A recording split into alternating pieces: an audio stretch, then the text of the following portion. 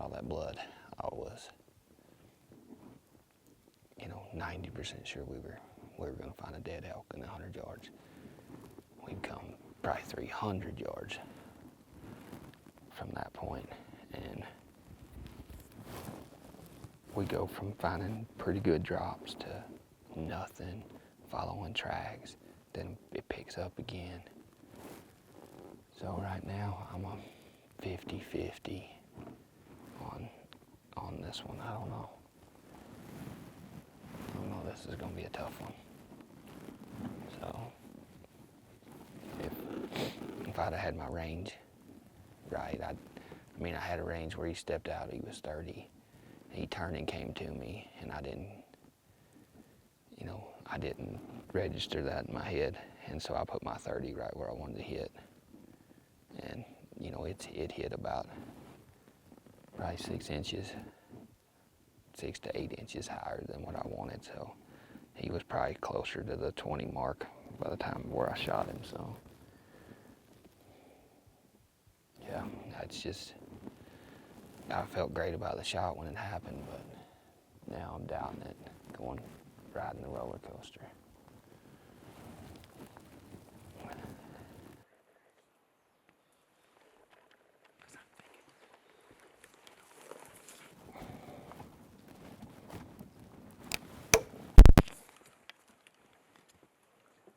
Well, we're 4.5 hours into our search.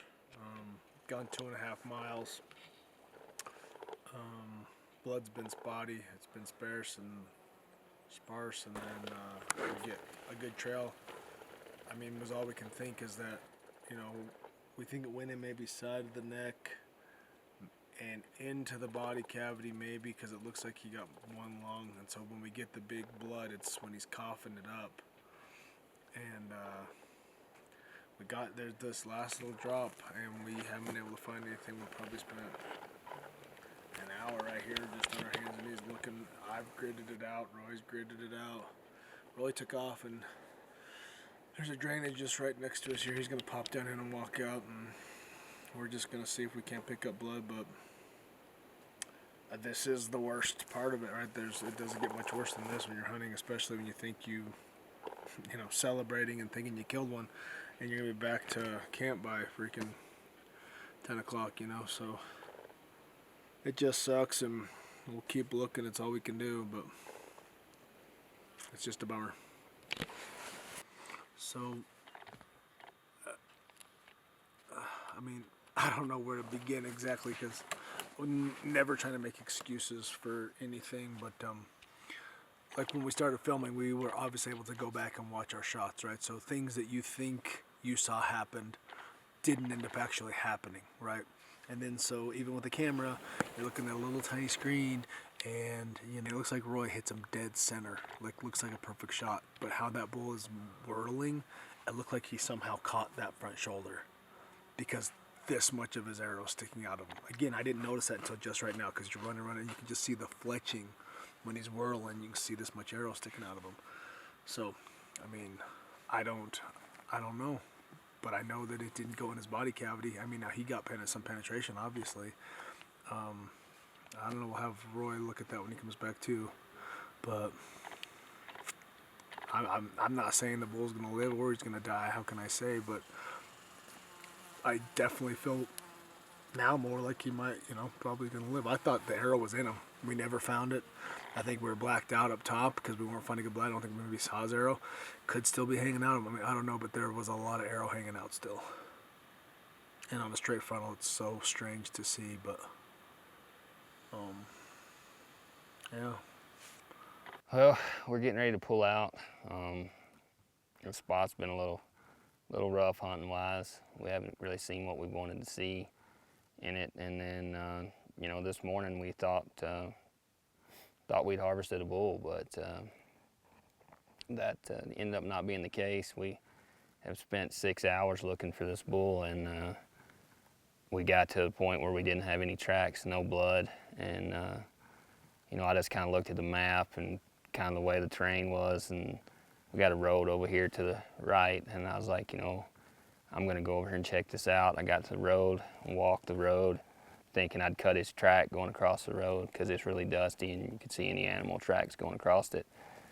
Anyway, while I'm taking this huge walkabout and putting in my miles, JC and Adam were up here kind of gritting it out looking, and they took a break and decided to watch the footage again. And you know, all we're watching is just on Adam's little screen. And they happened to see that as the bull left, that my arrow was sticking completely out the front. I mean, like 2-3 inches of penetration max, and which we didn't have any way to communicate, so they had to wait till I came back. And you know, we went through the footage 2 or 3 times, and I mean, there's no doubt that when he leaves, my arrow is sticking out. So I don't know if I caught the collarbone. I don't know. I hit something hard, and yeah, I mean, I didn't get, you know, maybe that insert is about all the penetration I got, and that much of the arrow sticking out the front. You can see my white fletchings, and I don't know. The bull, you can watch it.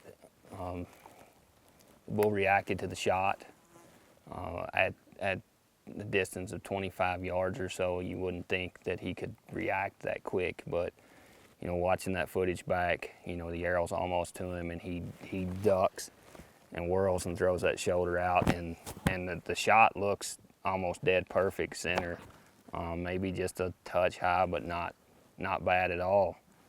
And we've talked about it, and I mean, you give me that shot again, that same angle, everything, 100 times out of 100, I'm probably going to take that shot. And you know, had that bull not reacted as quick, I think we'd be standing over a dead elk right now.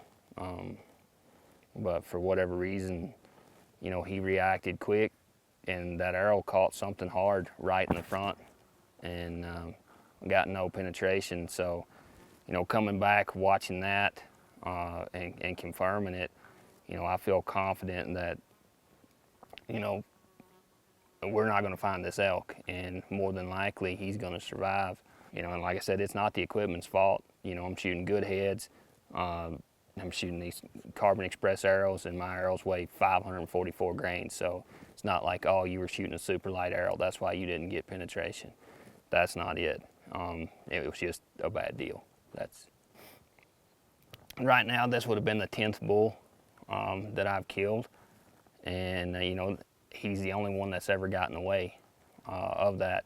And of the 9 that I have taken, 3 of them have been frontal shots, and they've been the most deadly shots I've taken as far as how quick the bulls expired, and they were down within seconds. And yeah, I mean, we were high-fiving when this thing went down. When the shot broke, I felt that confident about that shot that, you know, I thought, dead bull, like, we're done. I mean, the hunt's over.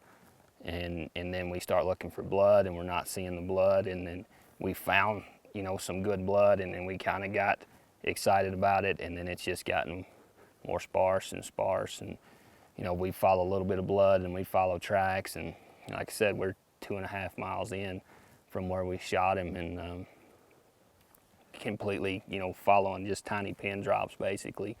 You know, I was being really hard on myself. I don't talk that stuff out loud, you know, when we're hunting, but you know, I was being really hard on myself this whole time.